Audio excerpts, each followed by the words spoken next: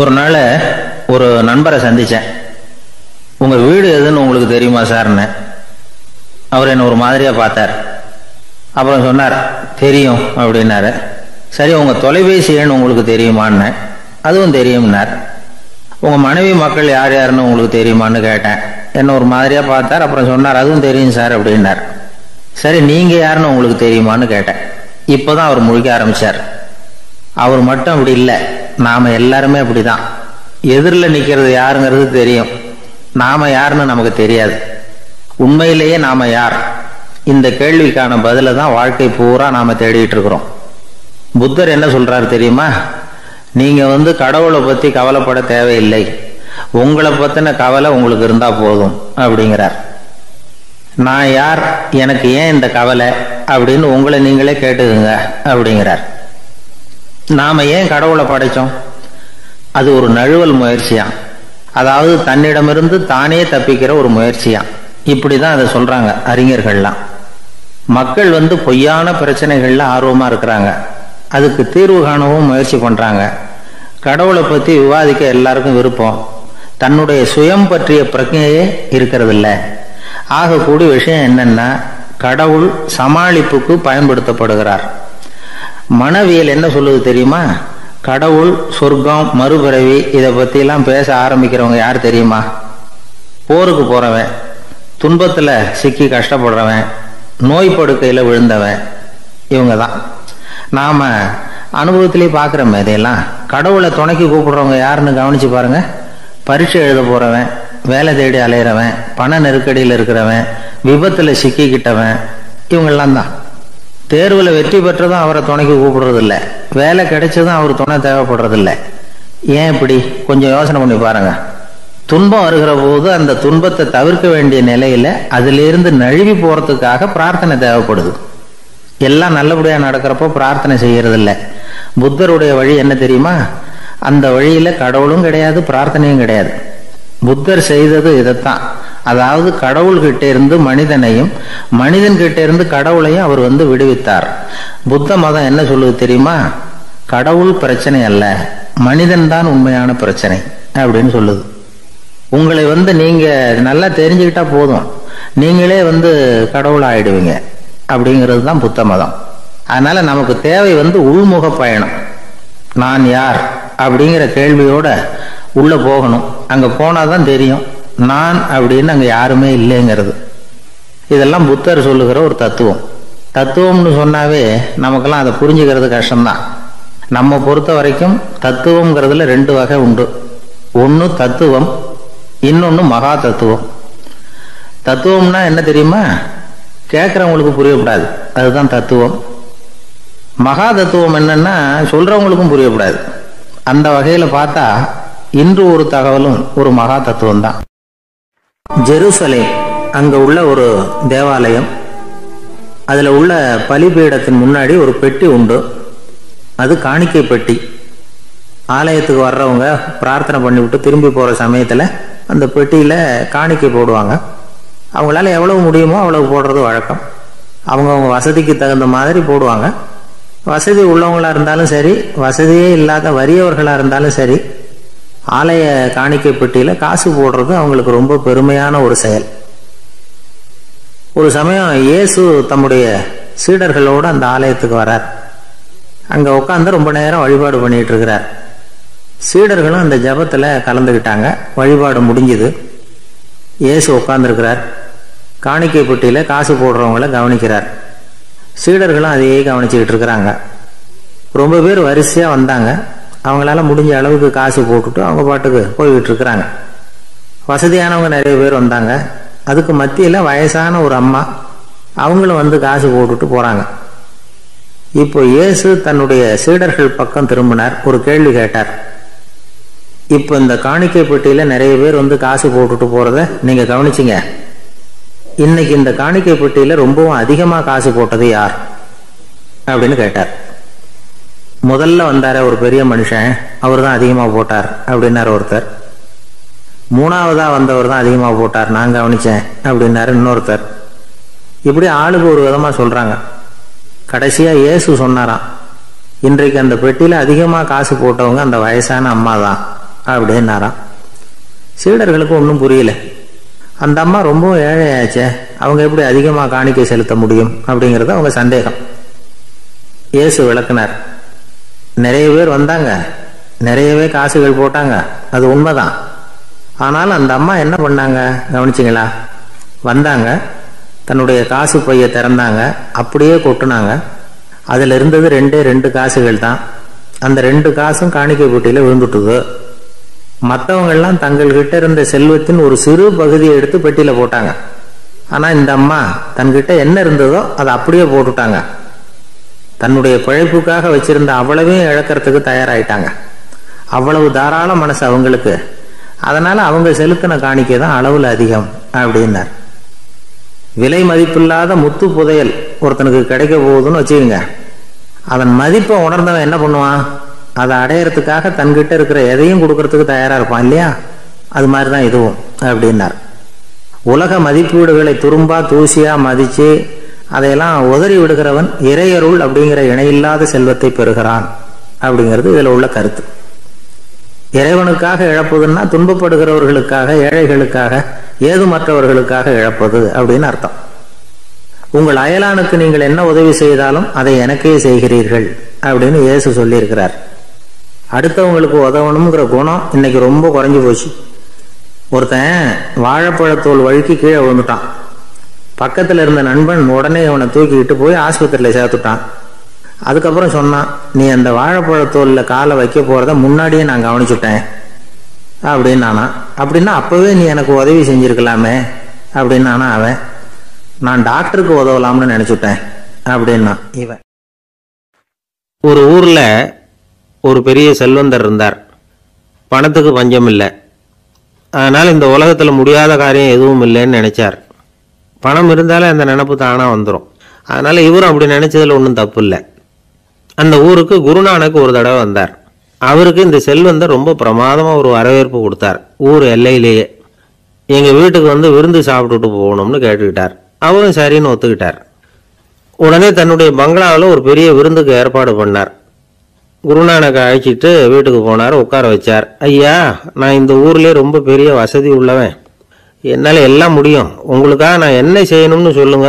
எதுவாக இருந்தாலும் பரவாயில்ல, எவ்வளவு செலவானாலும் பரவாயில்ல, என்னால் செய்ய முடியும். என்ன செய்யணும்னு சொல்லுங்க, அது போதும், நான் செய்கிறேன் அப்படின்னு நான் ரொம்ப பணிவா. இதை கேட்டதும் குருநானக் சிந்திச்சார் கொஞ்ச நேரம். அதுக்கப்புறம் தன்னோட சட்டை பைக்குள்ள கையை விட்டு ஒரு பழைய ஊசி ஒன்று எடுத்தார். அந்த செல்வந்தர்கிட்ட கொடுத்தார். இதை பாருங்க, இவ்வளவு தூரம் நீங்கள் கேட்கறதுனால சொல்கிறேன், எனக்கு நீங்கள் செய்ய வேண்டிய உதவி இதுதான்னார். ஊசியை கையில் வாங்கிக்கிட்டு இதை என்ன செய்யணும்னு சொல்லுங்க அப்படின்னார் அவர். நீங்கள் செய்ய வேண்டியது என்னன்னா, இந்த ஊசியை பத்திரமா வச்சிருக்கணும். நாம் 2 பேரும் இறந்து போனதுக்கு பின்னாடி இன்னொரு உலகத்தில் நாம் சந்திக்கக்கூடிய வாய்ப்பு இருக்குது.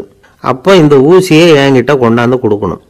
இதுதான் நீங்கள் எனக்காக செய்ய வேண்டிய உதவி அப்படின்னார் குருநானக் லேசாக சிரிச்சுக்கிட்டே. இதை கேட்ட உடனே இந்த பெரியவர் முழிக்க ஆரம்பிச்சிட்டார். அது எப்படிங்க, நான் சாகிறப்ப எப்படி இந்த ஊசியை எடுத்துக்கிட்டு இன்னொரு உலகத்துக்கு வர முடியும்னார்.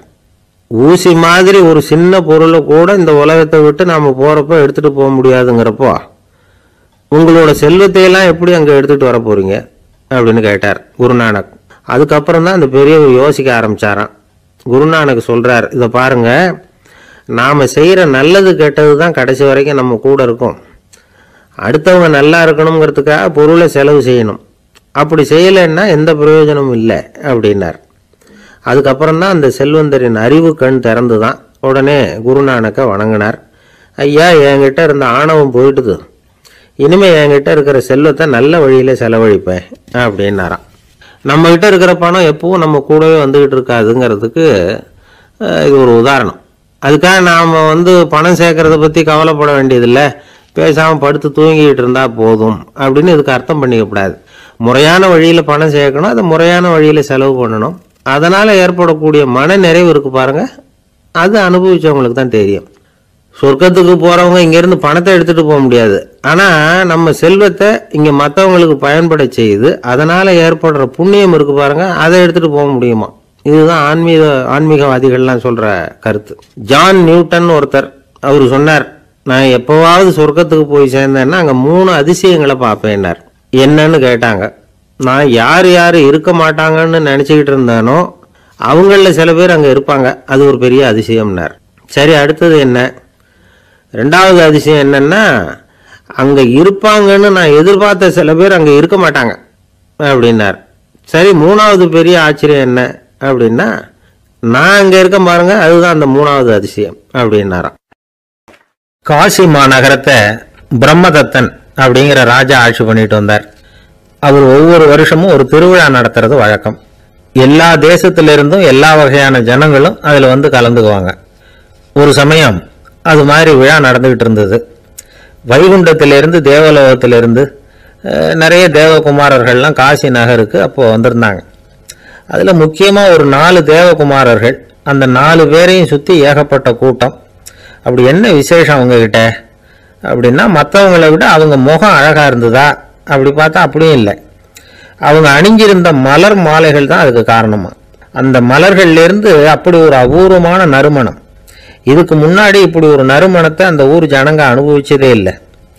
அதுதான் அந்த 4 பேரையும் சுற்றி கூட்டம். எல்லாரும் கேள்வி கேட்க ஆரம்பித்தாங்க. உடனே அந்த 4 தேவகுமாரர்களும் எல்லாருக்கும் தெரியும்படியாக வானத்தில் எழும்பி கொஞ்சம் உயரமாக நின்றுக்கிட்டாங்க.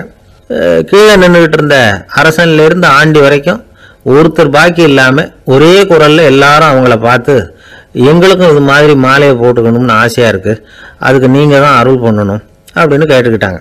மாலை போட்டுக்கிறதுனா எல்லாருக்கும் ஆசையாக தானே இருக்கும். அந்த 4 தேவகுமாரர்களில் ஒருத்தர் புத்தர் பிரான். அவர் சொன்னார், பூலோகவாசிகளே, நான் சொல்கிறத கொஞ்சம் பொறுமையாக கேளுங்க.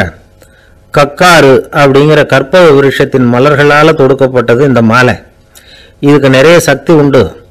எந்த காலமும் இது வாடாது, வாசனையும் குறையாது. ஆனால் இதை அணிந்து கொள்றதுக்கு சில தகுதிகள் தேவை அப்படின்னார். என்ன தகுதி அது சொல்லுங்களேன் அப்படின்னு ஏக காலத்தில் எல்லாரும் சத்தம் போட்டாங்க. தீய இயல்புகள் உள்ளவங்க, இழிந்த சிந்தனை, இழிந்த செயல் உள்ளவங்க இந்த மாலையை அணிய முடியாது அப்படின்னார். அவ்வளோதான். கூட்டத்தில் சத்தம் போட்டவங்கெல்லாம் மெதுவாக அப்படி அடங்க ஆரம்பிச்சிட்டாங்க.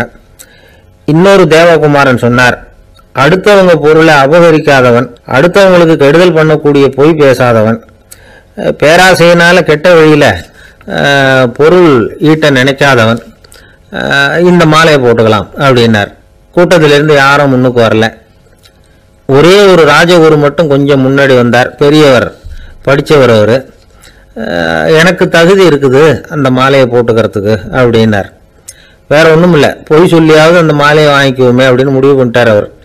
அவ்வளோதான், மாலையை வாங்கிட்டார். அடுத்த தேவகுமாரன் பேசினார். யாருக்கு திடமான அறிவும் மனமும் இருக்குதோ, யாருக்கு நல்ல காரியங்களில் அசையாத ஈடுபாடு இருக்குதோ, நல்ல அரிய பொருள்களை தனியாக தான் மட்டும் அனுபவிக்க விரும்பாதவர் யாரோ அவர் முன்னாடி வந்து இந்த மாலையை வாங்கிக்கலாம் அப்படின்னார். அந்த தகுதியும் எனக்கு இருக்குன்னார் ராஜகுரு. மாலையை வாங்கி போட்டுக்கிட்டார். இன்னொரு ராஜகுமாரன் பேச ஆரம்பித்தார். அறநெறியில் செல்வம் சேர்க்கணும், ஆடம்பர பொருள்களுக்கு அடிமையாகக்கூடாது, வெற்றி அடைஞ்சாலும் கருவம் வரக்கூடாது, அப்படிப்பட்டவங்க இந்த மாலையை போட்டுக்கலாம்னார். துணிஞ்சு பொய் சொல்லி அதையும் வாங்கி கழுத்தில் போட்டுக்கிட்டார் இந்த ராஜகுரு. இன்னொரு ராஜகுமாரன் சொன்னார், சான்றோர்களை நிந்திக்காதவங்க, புறம் பேசாதவங்க இந்த மாலையை போட்டுக்கலாம்னார். அதையும் வாங்கி போட்டுக்கிட்டார். திருவிழா முடிஞ்சுது, எல்லாரும் திரும்பி போயிட்டாங்க. மறுநாள் ராஜகுரு 4 மாலைகளையும் போட்டுக்கிட்டு ராஜசபைக்கு வரார். வந்தவர் ரொம்ப அவஸ்தையோடு வர்றார். மாலையெல்லாம் வாடி போயிட்டுது, வாசனை எதுவும் கிடையாது. அது மட்டும் இல்லை, அவருக்கு கடுமையான தலைவலி வேற வந்துட்டுது. துடிச்சு போயிட்டார். மாலையை கழட்டவும் முடியல. ஜனங்கள்லாம் அவரை பார்த்து சிரிக்க ஆரம்பிச்சிட்டாங்க. என்னத்துக்கு ஆசைப்படணும், ஏன் இப்படி கஷ்டப்படணும் அப்படின்னு. ராஜா பார்த்தார். மறுபடியும் விழாவுக்கு ஏற்பாடு பண்ணினார். தேவகுமாரர்கள்லாம் வந்தாங்க. ராஜகுரு வந்தார். மக்கள் முன்னிலையில் அவங்க காலில் விழுந்தார், மன்னிப்பு கேட்டுக்கிட்டார். இந்த மாலையை போட்டுக்கிற தகுதி எனக்கு இல்லை. தகுதி இல்லாத ஒருத்தன் தகாத தகுதியை பொய் மூலம் பெறணும்னு ஆசைப்படுறாங்களே, அவங்களுக்கெல்லாம் என்னுடைய தண்டனை ஒரு எச்சரிக்கையாக இருக்கட்டும்னார். அதுக்கப்புறம் தேவகுமாரர்கள் அவர் கழுத்தில் இருக்கிற மாலையை கழட்டினாங்களாம். அந்த மாலைகளும் பழையபடி மனம் கொடுக்க ஆரம்பிச்சுட்டு தான். இதுலேருந்து நாம் தெரிஞ்சுக்க வேண்டியது என்னென்னா, நமக்கு தகுதி இல்லாத ஒரு கௌரவம் நம்மகிட்ட தானாக வந்தால் கூட அதை தவிர்த்து விடுறது தான் நல்லது. அதுதான் புத்திசாலித்தனம். ஒருத்தர் வந்தார், சார் எங்கள் இலக்கிய மன்ற விழாவுக்கு நீங்கள் தலைமை தாங்கணும்னார். உடனே இவர் சொன்னார், பேச்சாளர், சார் இலக்கியத்தை பற்றி பேசுகிற தகுதி எனக்கு இல்லையே அப்படின்னார். உடனே அவர் கூப்பிட வந்தவர் சொன்னார், அந்த தகுதி உங்களுக்கு இல்லைங்கிறது எங்களுக்கும் தெரியும் சார், அதனால தான் உங்களை தலைமை தாங்க கூப்பிடுறேன் அப்படின்னார். அது சரி, தலைமைன்னா அதுக்கு இவர் என்னதான் அர்த்தம் பண்ணுறாருன்னு தெரியல. ஒரு காடு, நல்ல மரம்லாம் செழிச்சு இருந்தது. அப்படிப்பட்ட காட்டில் ஒரு சாது இருந்தார். அவர் எப்படின்னா எப்பவும் ஒரு மரத்தடியில் உட்காந்துருப்பார். ஏன்னா அவருடைய இருப்பிடமே அதுதான். அவர் என்ன பண்ணுவார், 3 கல் வச்சுருந்தார். செங்கல் மாதிரி இருக்கும், ஆனால் அதை விட கொஞ்சம் பெருசாக இருக்கும். எதுக்கு அந்த 3 கல்லுன்னா அதுதான் அவருடைய படுக்கை. அதாவது தூங்குறப்ப ஒரு கல்லை தலைக்கு கீழே வச்சுக்குவார், இன்னொரு கல்லை இடுப்புக்கு கீழே வச்சுக்குவார், இன்னொரு கல்லை காலுக்கு கீழே வச்சுக்குவார். உடம்ப வந்து அப்படியே ஒரு தகட்டால் மூடிக்குவார், அப்படியே தூங்கி போடுவார். மழை பெய்யுதுன்னு வச்சுங்க, அவர் உடம்பு வந்து 3 கல் மேலே இருக்குதா, அதனால் தண்ணி வந்து அடியில் ஓடி போடும், உடம்பு நனையாது. மேலே தகடு இருக்கிறதுனால மழையும் உடம்புல படாது. அவர் தூக்கமும் கெடாது, நிம்மதியாக தூங்குவார். பகலில் அந்த 3 கல்லையும் ஒரு சேர ஒரு அடுப்பு மாதிரி வச்சு அது மேலே உட்காந்துக்குவார். அதனால் பாம்பு பூச்சி எதுவும் அவரை வந்து தொந்தரவு பண்ணுறதில்ல, அது பாட்டுக்கு நடந்து போயிடும். அவர் பாட்டுக்கு நிம்மதியாக இருப்பார். யாராவது எதையாவது கொண்டுகிட்டு வந்து கொடுத்தா அதை வாங்கி சாப்பிடுவார், அவ்வளவுதான். ஒரு நாள் அந்த நாட்டு அரசன் காட்டுக்கு வேட்டையாட வந்தான். அந்த வழியாக வந்தப்போ இந்த சாது படுத்துருக்கிறத பார்த்தான், பரிதாபப்பட்டான். ஐயோ பாவம், இவர் இப்படி இந்த கல் மேலே உடம்ப வச்சுக்கிட்டு தூங்குறாரு, என்ன பாடுபடுவார், இவரை நாம் வந்து அரண்மனைக்கு அழைச்சிட்டு போய் சுகமாக நிம்மதியாக இருக்கிறதுக்கு வழி செஞ்சு கொடுப்போம், அது ரொம்ப நல்லாயிருக்கும் அப்படின்னு நினச்சான். அப்படி நினச்சிக்கிட்டே அரண்மனைக்கு வந்துட்டான். அதுக்கப்புறம் ஒரு பல்லக்கையும் 2 சேவகர்களையும் காட்டுக்கு அனுப்பி அந்த சாதுவை மெதுவாக இங்கே அழைச்சிட்டு வந்துடுங்க அப்படின்னு சொல்லி அனுப்பி வச்சான். இவங்க போய் அவர்கிட்ட விவரத்தை சொன்னாங்க. எனக்கு என்னத்துக்கு அரண்மனை வாசம் அப்படின்னார். இருந்தாலும் மன்னர் உத்தரவு, நீங்கள் அவசியம் வரணும் அப்படின்னாங்க இவங்க. சரின்னு சொல்லிவிட்டு வேறு வழி இல்லாமல் புறப்பட்டார். புறப்படும்போது என்ன பண்ணாருன்னா, மறக்காமல் அந்த 3 கல் ஒரு தகடு அதையும் எடுத்து பல்லக்கில் வச்சுக்கிட்டார். என்னத்துக்கு இதையெல்லாம் எடுத்து வைக்கிறாரு அப்படின்னு சொல்லி அவங்க யோசனை பண்ணாங்க. இருந்தாலும் அதை பற்றி ஒன்றும் கேட்கல. பேசாமல் அவரை அழைச்சிட்டு போய் அரண்மனையில் விட்டுட்டாங்க. அரசன் ஓடி வந்தான், வரவேற்றான், அறுசுவை உணவு படைத்தான். அவர் படுக்கிறதுக்கு தங்க கட்டில், பட்டு மெத்தை, இப்படி எல்லாம் ஏற்பாடு பண்ணி வச்சான். இங்கே படுத்து ஓய்வு எடுத்துங்க அப்படின்னு சொல்லிவிட்டு அவன் பாட்டு போயிட்டான். மறுநாள் காலையில் வந்து பார்க்குறான், சாது படுத்துருக்கிறார். எப்படி தெரியுமா, அந்த பட்டு மெத்தை மேலே 3 கல்லையும் வச்சு வழக்கம் போலவே அது மேலே படுத்துருக்கிறார். அதுக்கு மேலே தகடு. அரசன் பார்த்துட்டு அதிர்ச்சி ஆயிட்டான். என்ன சுவாமி இப்படி அப்படின்னா, சாது சொன்னார், எனக்கு வந்து தேவையும் இல்லை குறையும் இல்லை, எல்லா இடத்துலையும் எனக்கு ஒரே மகிழ்ச்சி தான் அப்படின்னார். மகிழ்ச்சிங்கிறது தங்க கட்டிலேயோ பட்டு மெத்தையிலேயோ இல்லை, அது வந்து மனசில் இருக்கிற ஒரு விஷயம். உண்மையான மகிழ்ச்சிக்கு வழி வந்து மனப்பக்குவம் அப்படிங்கிறது அந்த அரசனுக்கு புரிஞ்சுதான். இந்த காலத்தில் ஒரு சாமியார், அவரை தேடி ஒரு சீடன் வந்தான். என்னாச்சு தெரியுமா, சுவாமி எனக்கு நிம்மதி வேணும், அதுக்கு என்ன வழின்னு கேட்டான். சாமியார் நிமிர்ந்து பார்த்தார். அப்புறம் சொன்னார், நீ ஏகப்பட்ட பேர்கிட்ட கடன் வாங்கியிருக்கிற, அதையெல்லாம் திருப்பி கொடுத்தாதான் உனக்கு நிம்மதி கிடைக்கும்னார். இவனுக்கு ஆச்சரியம். அது எப்படி சாமி அவ்வளவு கரெக்டாக நான் கடன் வாங்கினதை கண்டுபிடிச்சிங்க அப்படின்னா, உனக்கு கடன் கொடுத்து சாமியாராக போனதே நான் தான்ப்பா, அதனால தான் இந்த கதிக்கு வந்தேன். என்கிட்டயே வந்து நிம்மதிக்கு வழி கேட்குறிய, அதுதான்டா வேதனை அப்படின்னாராம் அவர். இயேசுநாதர்கிட்ட ஒருத்தர் வந்து கேட்டாராம், இயேசுவே என்னை எவ்வளவு நேசிக்கிறீர்கள் அப்படின்னு. அவர் தன்னுடைய 2 கைகளையும் அகல விரித்து இவ்வளவு என்று சொல்லி சிலுவையில் உயிர் நீத்தார் அப்படின்னு சொல்லுவாங்க. அதாவது அந்த நேசிப்புக்கு எல்லை கிடையாது, அதே போல மன்னிப்புக்கும் எல்லை கிடையாது. இது இயேசுநாதர் சொல்லி கொடுத்த ஒரு பாடம். இயேசுனுடைய சீடர்களில் ஒருத்தன் பீட்டர், அவன் ஒரு நாள் இயேசுநாதர்கிட்ட கேட்டிருக்கான், இயேசுவே நான் வந்து என்னுடைய தம்பி கிட்ட அடிக்கடி சண்டை போட்டுக்கிட்டு இருக்கேன், என்னுடைய சகோதரன் கூட, அவனை நான் எத்தனை தடவை மன்னிக்கிறது, ஏற்கனவே 7 தடவை அவனை மன்னிச்சுட்டேன் அப்படின்னு சொல்லியிருக்கிறான்.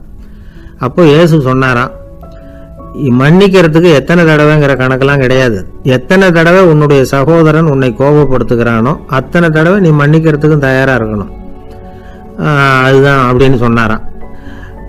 அப்போ இவனுக்கு ஒன்றும் புரியல, இது என்ன அவன் தப்பு பண்ணிக்கிட்டே இருப்பான், நாம் மன்னிச்சுக்கிட்டே இருக்கிறதா அப்படிங்கிறது மாதிரி குழப்பமாக இருந்திருக்கிறான். அப்போ இயேசுநாதர் தன்னுடைய சீடன் பீட்டர்கிட்ட ஒரு கதை சொன்னாராம்.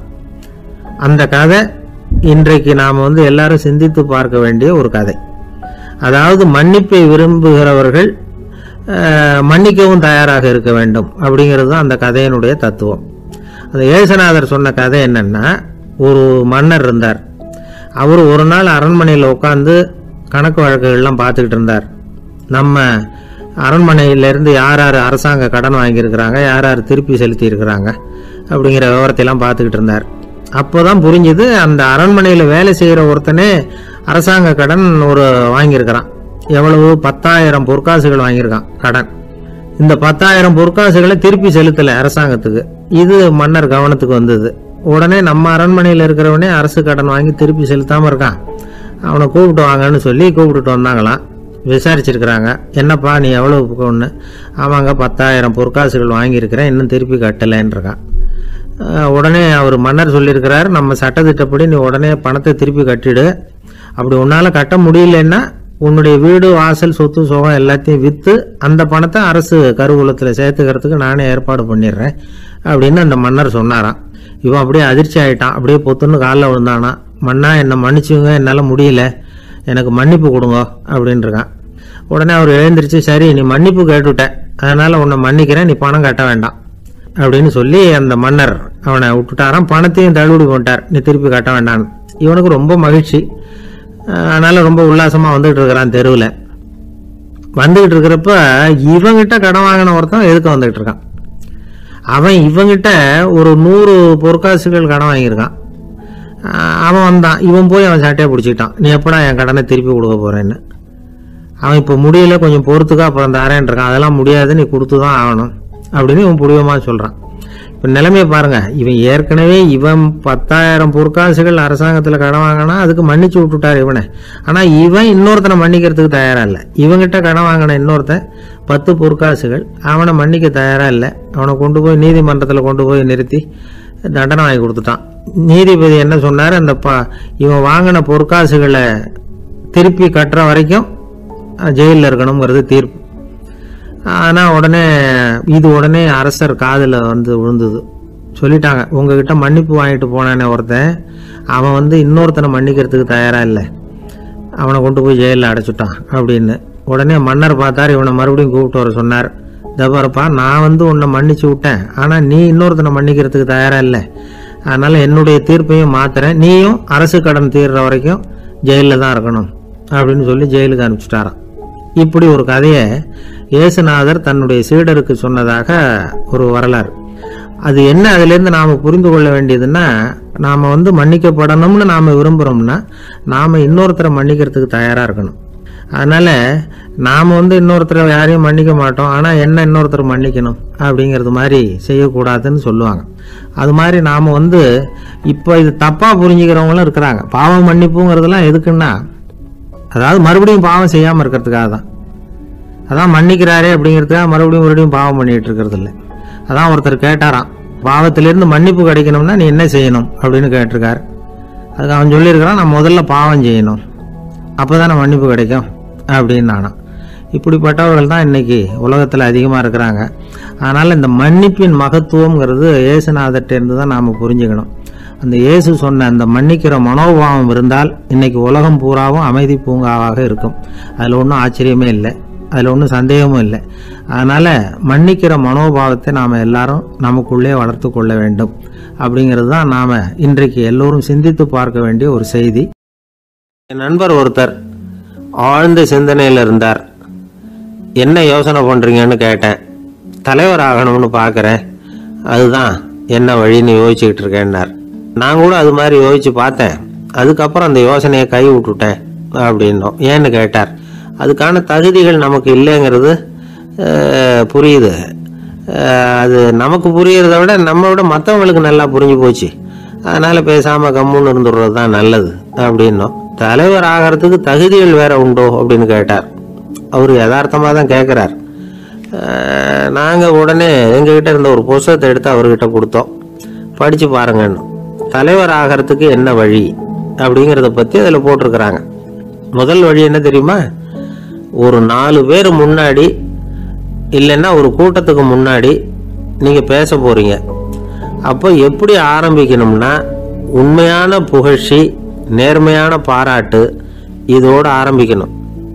எடுத்ததுமே அது சரியில்லை இது சரியில்லைன்னு பேசிகிட்டு இருக்கக்கூடாது. மக்களை பார்த்து நீங்கள் தான் தப்பு பண்ணிவிட்டீங்க அப்படின்னு நேரடியாக சொல்லக்கூடாது.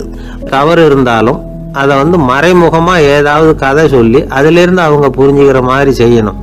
அடுத்தவங்க பண்ண தப்பு என்னன்னு அலசறதுக்கு முன்னாடி நீங்கள் பண்ணின தப்பு என்னங்கிறத பற்றியே பேசுங்க. எதுக்கும் நேரடியாக உத்தரவு போட்டுக்கிட்டு இருக்கக்கூடாது. இதை நீங்கள் செய்யணும் அப்படின்னு சொல்கிறதுக்கு பதிலாக நீங்கள் இப்படி செஞ்சால் எப்படி இருக்கும் அப்படின்னு கேள்வி மாதிரி கேட்கணுமா. இப்படி கேட்டால் அது உத்தரவு மாதிரி தெரியாதான். அடுத்தவங்க மரியாதையை காப்பாற்றுறது மாதிரி பேசணுமா.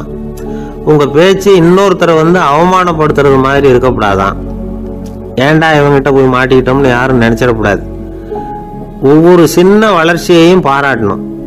வெற்றி சாதாரணமாக இருந்தாலும் பாராட்டாமல் இருந்துடக்கூடாது. பாராட்டும் போது தாராளமாக இருக்கணும். குறை சொல்லும் போது கவனமாக இருக்கணும். வாய்க்கு வந்தபடி பேசிவிட்டா அதுக்கப்புறம் வகையாக மாட்டிக்கிட்டு மூழ்க வேண்டியிருக்கும். நீங்கள் பேசுறது இன்னொருத்தருக்கு ஒரு கௌரவத்தையும் மரியாதையும் உண்டு பண்ணுறது மாதிரி இருக்கணும். நீங்கள் பேசுறது அடுத்தவங்களுக்கு இருக்கிற கொஞ்ச நெஞ்ச மரியாதையும் எடுத்து விடுறது மாதிரி இருக்கக்கூடாது. உங்கள் பேச்சை கேட்டால் கேட்குறவங்களுக்கு ஒரு ஊக்கம் வரணும், உற்சாகம் வரணும். தவறு எதுவாக இருந்தாலும் அது சுலபமாக திருத்திக்கலாம், சரி பண்ணிக்கலாங்கிறது மாதிரி இருக்கணும் உங்கள் பேச்சு. அடுத்தவங்களை சந்தோஷப்படுத்துங்க. உங்கள் யோசனையை கேட்டு நடந்துக்கிறதுனால அந்த சந்தோஷம் அவங்களுக்கு கிடைக்கணும். இந்த தகுதியெல்லாம் உங்ககிட்ட இருந்தால் நீங்கள் ஒரு சிறந்த தலைவராகலாம் அப்படின்னு அந்த புஸ்தகத்தில் போட்டிருக்கு. இந்த காலத்தில் தலைவர் ஆகிறதுக்கு வேற சில தகுதிகள்லாம் கூட தேவைப்படுது. ஒரு புள்ள தன்னுடைய அப்பா கிட்ட, அப்பா உன்ன மாதிரியே நானும் அரசியலில் சேரணும், தலைவர் ஆகணும்னு ஆசைப்படுறேன், இன்னையிலேருந்து எனக்கு அரசியல் பாடம் கற்றுக் கொடு அப்படின்னு கேட்டிருக்கான். அவரும் சரின்னு சொல்லிவிட்டு ஒரு பெரிய ஏணியை எடுத்துகிட்டு வந்தாரான். ஒரு செவுத்தில் சாத்தினார். இந்த ஏணியில் ஏறி உயர போய் அங்கே பரன் மேலே இருக்கிற ஒரு புத்தகத்தை எடுத்துகிட்டு வாடான் இருக்கார். மகனை பார்த்து, அப்பா ஏணி ரொம்ப உயரமாக இருக்குது, நீ ஜாக்கிரதையாக அதை பிடிச்சிக்கோ, நான் ஏறி போகிறேன் அப்படின்னு நான் பையன். பயப்படாத, நான் பார்த்துக்கிறேன்னார் அப்பா. பையன் ஏணியில் ஏறினா உச்சிக்கு போனதும் அப்பா கையை எடுத்துட்டார். ஏணி அப்படியே சரிஞ்சுட்டுது. பையன் பொத்துன்னு கீழே விழுந்துட்டான். இடுப்பு பிடிச்சிக்கிட்டே எழுந்திரிச்சான். என்னப்பா இது, இப்படி என்னை ஏற விட்டுட்டு கையை விட்டுட்டியே, இப்படி கை விடலாமா அப்படின்னு கத்தியிருக்கான். அப்பா நிதானமாக சொன்னாராம், அவசரப்படாதப்பா, அரசியலில் இதுதான் முதல் பாடம், பெத்த அப்பனா இருந்தாலும் அவனை நம்பாதே அப்படின்னு உபதேசம் பண்ண ஆரம்பிச்சாரான். ஒரு காடு, அங்கே புத்தர் அவர் பாட்டுக்கு நடந்து போய்கிட்டே இருக்கிறார். அவருக்கு பின்னாடி ஒரு குரங்கு, அதுவும் தொடர்ந்து வந்துக்கிட்டே இருக்குது. புத்தர் திரும்பி பார்த்தார். குரங்கு அப்படியே குதித்து உயர எழும்பி ஒரு கிளையில் போய் உக்காந்துது. ஏன் இப்படி பண்ணுறேன்னு கேட்டார் புத்தர். என்னை சாதாரணமாக நினைக்க வேணாம், நான் மகாமந்தி, என்னால் எல்லாம் முடியும், முடியாதுங்கிற வார்த்தையே என்னுடைய அகராதியில் கிடையாது, என்ன வேணும்னாலும் செய்வேன் அப்படின்னுது. அப்படின்னா ஒரு பந்தயம் வச்சுக்கலாமான்னாரு இவர். ஓ வச்சுக்கலாமேன்னுது. வேற ஒன்றும் இல்லை, இப்போ நீ மேலே எழும்பி அந்த கிளையில் உட்காந்தது மாதிரி அங்கேருந்து தாவி என் உள்ளங்கையில் உட்காரணும், அவ்வளவுதான் அப்படின்னார். அப்படி உட்காந்துட்டா என்ன பரிசு அப்படின்னு கேட்டது அது. சொர்க்கத்தில் இருக்கிற மாமன்னன் மரகத சக்கரவர்த்தியை என்னோட இருக்கும்படியாக கூப்பிட்டுக்கிறேன். அந்த சமயத்தில் அவருடைய அரியணை அங்கே காலியாயிடும், நீ அதில் போய் உட்காந்துக்கலாம். பந்தயத்தில் தோத்துட்டா ஒரு கல்ப காலம் இந்த பூமியில் வாழ வேண்டியிருக்கும், அதுக்கு பிறகுதான் என்கிட்ட வர முடியும், என்ன சொல்கிற அப்படின்னார். குரங்குக்கு தாவறது ஒரு பெரிய காரியமா, இது எனக்கு ரொம்ப சாதாரண விஷயம், என்ன இப்போவே தாவட்டுமா அப்படின்னுது. சரின்னு சொல்லி உள்ளங்கையை நீட்டினார். அவருடைய கை தாமரை இலை அளவுக்கு அப்படியே விரிஞ்சுது. குரங்கு சௌகரியமாக உட்கார்றதுக்காக. குரங்கு தாவறதுக்கு தயாராச்சு. அதுக்கு முன்னாடி ஒரு சின்ன யோசனை அதுக்கு. இந்த கிளையிலேருந்து அந்த கைக்கு தாவறது எனக்கு ரொம்ப அற்பமான ஒரு வேலை, இது ரொம்ப சாதாரணம், என்னுடைய கௌரவத்துக்கு இது சரியாக இருக்காது. அதனால் நான் என்ன பண்ண போகிறேன்னா, இங்கேருந்து கிளையிலேருந்து அப்படியே உயர எழும்ப போகிறேன். எழும்பி மேல் உலகம் போய் அங்கே ஒரு சுற்றி விட்டு அதுக்கப்புறம் அங்கேருந்து நேராக இந்த கையில் உட்கார போகிறேன் அப்படின்னு நினச்சது. என்ன யோசிக்கிற அப்படின்னார் புத்தர். ஒன்றும் இல்லை, இந்த பாயிரம் பார் அப்படின்னு சொல்லி தாவி உயர போயிட்டுது. கொஞ்ச நேரத்தில் வான உலகத்துக்கே போய் சேர்ந்துட்டுது. அங்கே போய் பார்த்தா அங்கே ஒரு 5 பளிங்கு தூண்கள் இளம் சிவப்பு நிறத்தில் நின்றுக்கிட்டு இருக்குது. குரங்கு நினச்சிக்கிட்டது, புத்தர்கிட்ட போய் இந்த பளிங்கு தூண்களை பார்த்தோம்னு சொன்னால் அப்படியே திகைச்சு போயிடுவார், இந்த தூணில் ஏதாவது அடையாளம் செஞ்சுட்டு போகணும் அப்படின்னு அந்த இடத்துல மிதந்துக்கிட்டே நினச்சிது. உடனே ஒரு தூணில் எழுதிச்சு. என்ன எழுதிச்சுன்னா, ஒரு மகா ஞானி இங்கே வந்துட்டு போகிறார் அப்படின்னு எழுதிச்சு. எழுதிவிட்டு அப்படியே கீழே தாவி புத்தரோட உள்ளங்கையில் உட்காந்துது.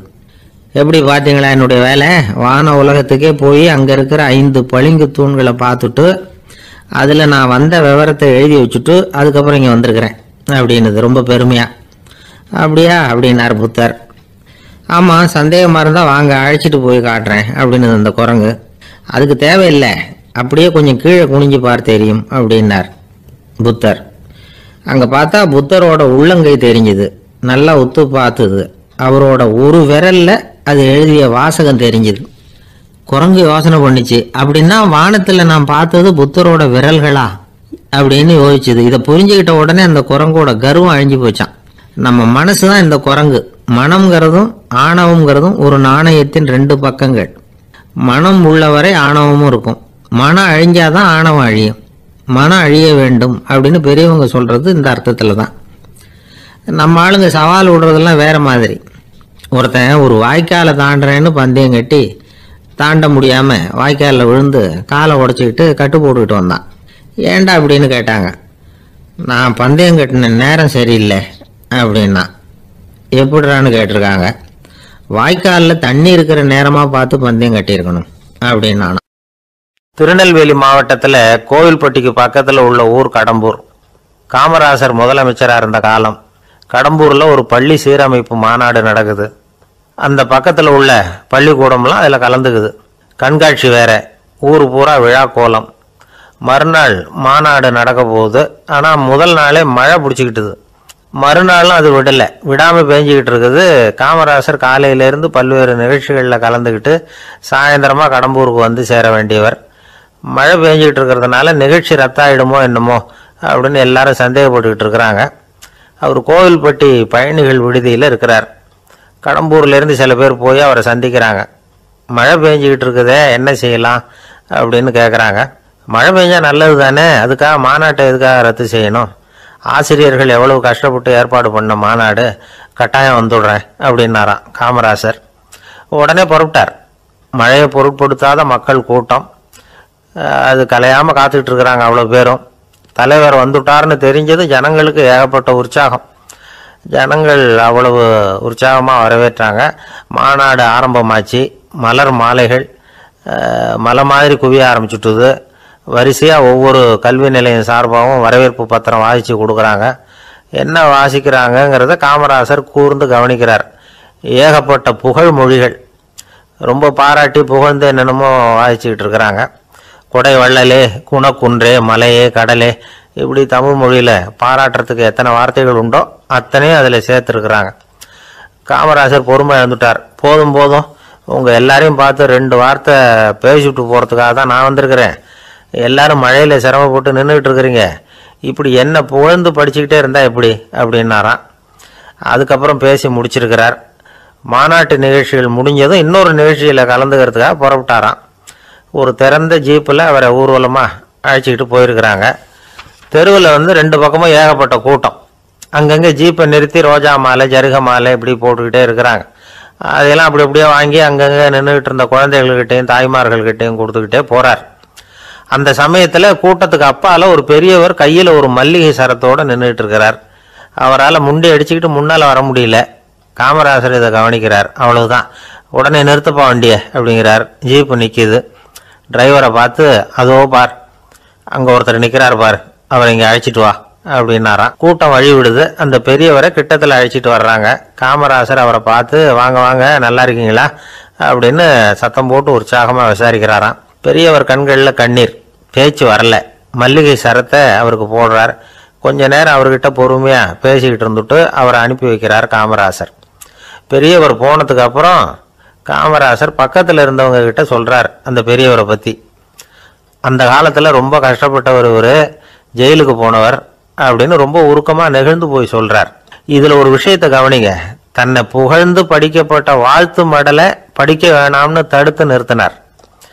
எங்கேயோ ஒரு மூலையில் கையில் ஒரு 4 முழம் மல்லிகை சரத்தோடு ஒதுங்கி நின்றுக்கிட்டு இருந்த அந்த தொண்டரை அவ்வளவு பெரிய கூட்டத்துக்கு நடுவுலையும் தேடி கண்டுபிடிச்சி கிட்டத்தில் கூப்பிட்டு அவர் கொடுத்த அன்பு மாலையை வாங்கி கழுத்தில் போட்டுக்கிட்டார். அதுதான் காமராசர். தோல்விகள் கூட அவரை கொஞ்சம் கூட பாதித்ததில்லை. ஒரு பொது தேர்தலில் அவர் தோற்று போகிறார். தொண்டர்கள்லாம் அழறாங்க. அதில் ஒருத்தர் மெதுவாக காமராசர்கிட்ட போய், என்ன தலைவரே, நீங்க கூட தோத்து போயிட்டீங்களே அப்படின்னு கலக்கமா சொல்லியிருக்கிறார். அதுக்கு காமராசர், நான் கூட தோத்து போறதுக்கு பேர் தான்ப்பா ஜனநாயகம் அப்படின்னாராம்.